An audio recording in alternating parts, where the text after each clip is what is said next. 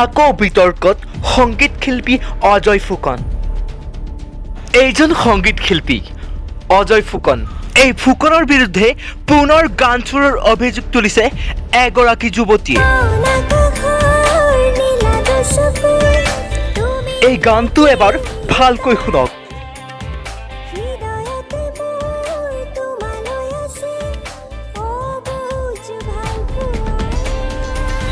এই গীতটোক লৈ বিতৰ্কত সাগৰ খাইছে অজয় ফুকনৰ নাম। থিয়েটাৰ ভাগ্যদেৱীৰ সংগীত পৰিচালক অজয় ফুকন। ফুকনে গানটো সংযোজন কৰিছে থিয়েটাৰ ভাগ্যদেৱীৰ মুখ বিদায় দিয়া নামৰ নাটখনৰ বাবে।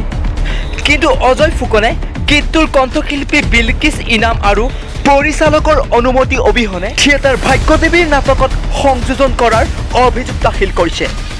প্ৰসংগটো অজয় ফুকনক কণ্ঠশিল্পী বিলকিস ইনামে ফোনযোগে জনোৱা বিলকিস ইনামক ফোন কল কৰি ভাবুকি অজয় ফুকনৰ। বৰ্তমান সময়ত সামাজিক মাধ্যমত ভাইৰেল অজয় ফুকনৰ এই বিশেষ অডিঅ' ক্লিপ। মই সেইটো নহয় দাদা শুনক, মই সেইটো গান থিয়েটাৰত এনেই দিন কিয় কথাৰ এটা আছে না।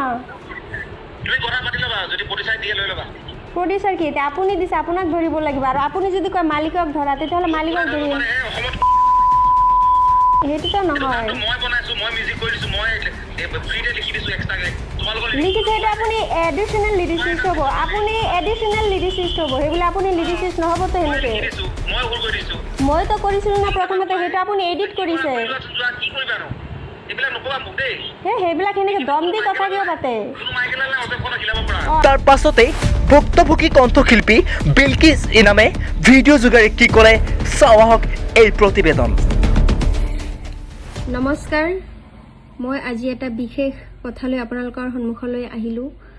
মোৰ এটি গীতক লৈ বৰ্তমান বহুত বিতৰ্ক চলি আছে।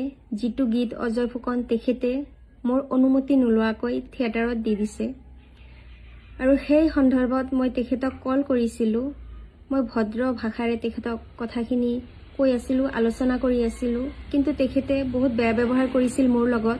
সেইখিনি কথা সকলোৱে আপোনালোকে গম পায় আৰু শুনিছে।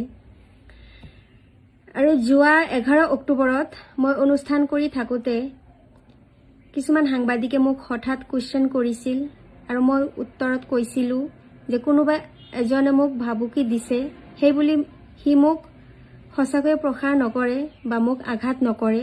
সেইখিনি বিশ্বাস মোৰ মানৱতাৰ ওপৰত আছে। আৰু কোনোবাই যদি ভুল কৰে, সেই ভুলৰ আত্ম উপলব্ধি যদি নিজে কৰিব পাৰে, তাতকৈ শ্ৰেষ্ঠ একো নহয়। মই সেইখিনি কথাই আপোনালোকৰ ওচৰত ক'ব খুজিছিলোঁ বা বুজাব বিচাৰিছিলোঁ, কিন্তু হয়তো মই আপোনালোকক বুজাব পৰা নাই আৰু আপোনালোকে বুজি পোৱা নাই সেইকাৰণে। আৰু সেইকাৰণে আপোনালোকে মোক বহুত ভুল বুজিছে যে মই অজয় ফুকন তেখেতৰ পৰা টকা লৈছোঁ আৰু মই তেখেতৰ লগত মেনেজ কৰিছোঁ এই গীতক লৈ।